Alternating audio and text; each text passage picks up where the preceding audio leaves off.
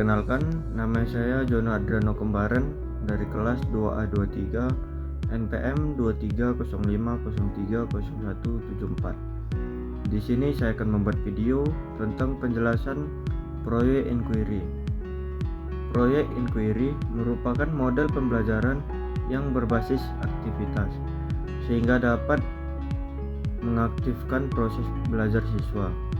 Melalui model pembelajaran inquiry akan membantu pengembangan keterampilan berpikir secara kritis dan kreatif, sekaligus melatih keterampilan berkolaborasi secara terbuka bagi peserta didik. Proses pembelajaran ini dikembangkan agar peserta didik dapat terlibat secara aktif dalam proses pengamatan, menanya, mencoba, mengolah data, dan menyajikan serta menyimpulkan atau bahkan menciptakan suatu inovasi baru.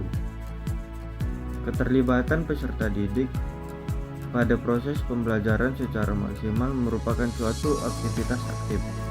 Maka dari itu, diharapkan dengan aktivitas tersebut dapat memicu interaksi pada peserta didik dan meningkatkan keterampilan literasinya.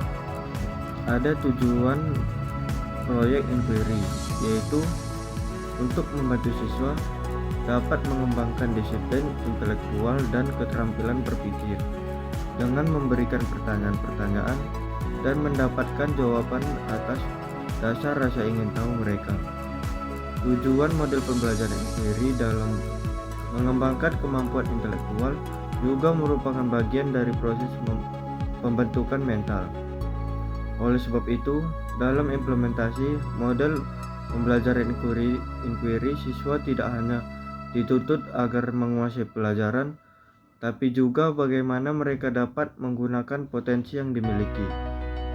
Ciri-ciri model proyek inquiry, yaitu yang pertama, inquiry lebih menekankan aktivitas siswa untuk mencari dan menemukan cara maksimal. Artinya pendekatan inquiry menempatkan siswa sebagai subjek belajar. Yang kedua, seluruh aktivitas siswa difokuskan untuk mencari dan menentukan sendiri dari suatu yang tengah dipertanyakan, sehingga diharapkan dapat menumbuhkan sikap percaya diri atau self-belief. Dan yang ketiga, melalui penggunaan model pembelajaran inquiry, kemampuan intelektual yang sebagai bagian dari proses mental siswa harus dapat lebih berkembang, terutama dalam mengembangkan berpikir secara sistematis, logis, dan berpikir secara para peserta didik. Model-model pembelajaran inquiry yaitu inquiry terbimbing dan inquiry bebas. Langkah-langkah penerapan model pembelajaran inquiry yaitu yang pertama orientasi, yang kedua merumuskan masalah, yang ketiga merumuskan hipotesis, yang keempat mengumpulkan data, dan yang kelima menguji hipotesis, yang keenam merumuskan kesimpulan.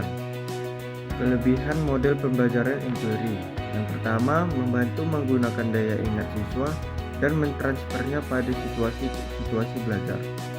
Yang kedua, mendorong siswa untuk berpikir dan bekerja atas kemauan atau inisiatifnya sendiri. Yang ketiga, mendorong siswa untuk berpikir secara inisiatif dan merumuskan hipotesisnya sendiri. Dan yang kelima, situasi proses belajar menjadi lebih merangsang. Dan kekurangan model pembelajaran inquiry yaitu yang pertama, sulit mengontrol kegiatan dan keberhasilan siswa. Yang kedua, sulit untuk merencanakan pembelajaran karena terbentur dengan kebiasaan siswa dalam belajar. Dan yang ketiga, terkadang dalam mengimplementasikannya diperlukan untuk waktu yang panjang sehingga guru kerap kesulitan dalam menyesuaikan dengan waktu yang telah ditentukan. Yang keempat, selama kriteria keberhasilan belajar ditentukan oleh kemampuan siswa dalam menguasai materi pembelajaran, maka model pembelajaran inquiry akan sulit diimplementasikan.